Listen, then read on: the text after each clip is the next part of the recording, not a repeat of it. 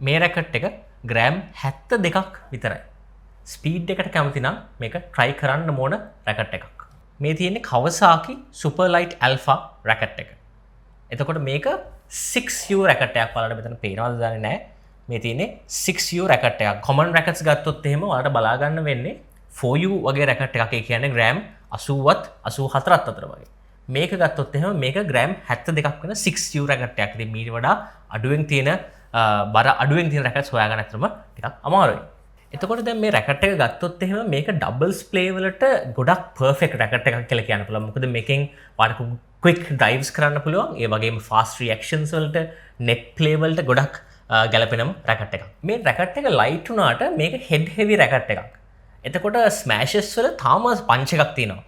ඒත් එකෙන් කියන්නේ නැහැ ඔයා පවර්ෆුල් ස්මෑෂස්ම ෆෝකස් කරනවා නම් ඒකට අයිඩියල් රැකට් එකක් නෙමෙයි මේක.